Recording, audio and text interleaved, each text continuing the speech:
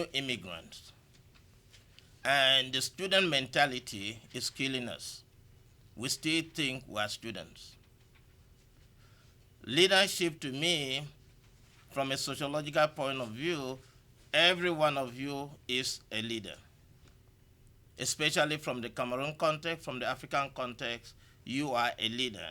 As a leader, we need to create alliances between the United States and Cameroon.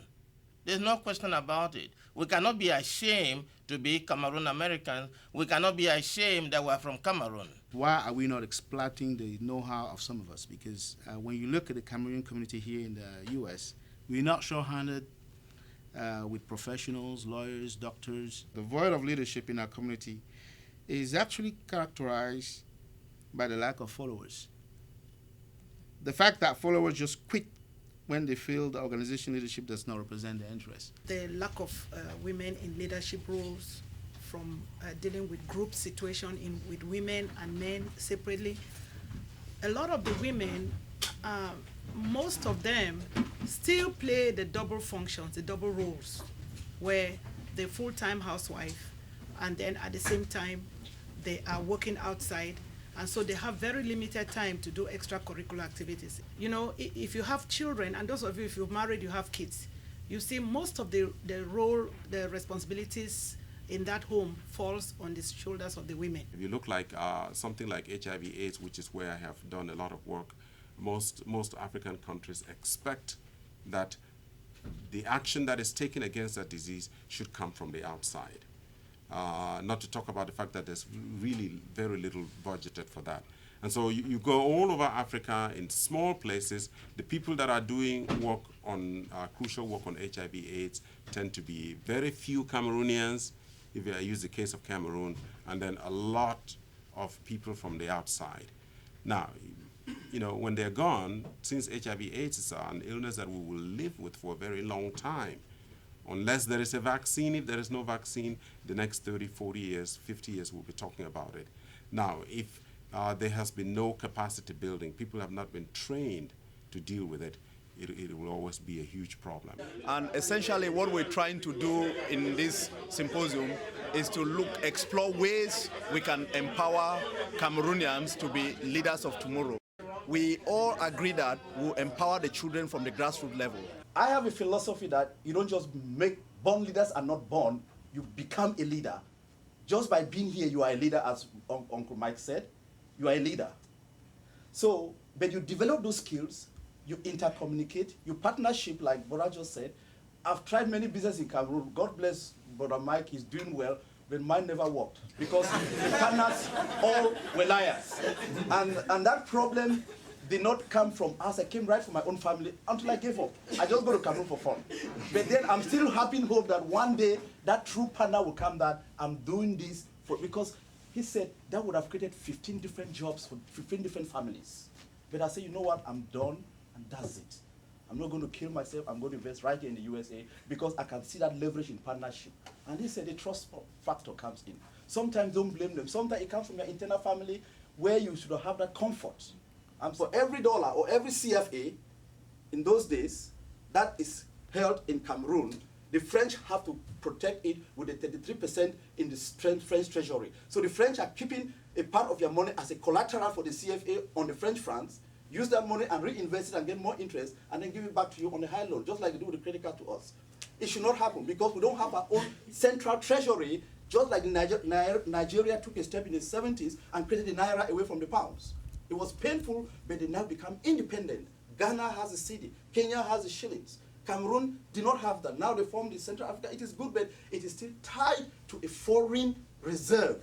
As a student, do you really think that they can teach you leadership? And also, how does, because I saw in your biography that you're a member of Alpha, Beta, Psi, how do those like Greek society, I mean, do you think that that's something that kind of expose people, the students here, to that kind of to leadership? And is it do you think that it's something that you could kind of also is a mentality that you could embrace back home? Because back home, I mean, we students have very little extra curricular activities in school. Those organizations, for example, they can have seminars on teaching you how to behave, how to think, how to go forward, not just sit there. And we had a discussion last time with one member of Ernst & Young, like an employee, and he was saying, don't just be happy to be there. That's one part of leadership. You cannot just sit there and say, oh, I have arrived, this is it, life is good. But you have to always go forward, always do something to improve. We have to try to be ingenious and come up with creative ideas and solutions for Africa. What I see people doing is we try to get ideas from the US and think that those same ideas are going to work in Africa, or Cameroon in particular. So I think we need to develop ingenious ideas, creative ideas, using the mentality on the ground and the infrastructure on the ground to come up with these ideas. CPS is that vehicle which is going to bring all those creative minds together, teach them this history so that as a continent and as a country, Cameroon, we can move forward. As the president of CPS, right, you're talking about empowerment and all those things. My question is, what have you done to involve women, right, in CPS? Because when I look at the structure, right, all the big shots are men. We tried. From the network we had. The problem with starting conceptualizing the CPS is we cannot come out in the open and say, okay, there is a group being thought of as a CPS and broadcast that everywhere. And first of all, people are going to criticize it before it starts.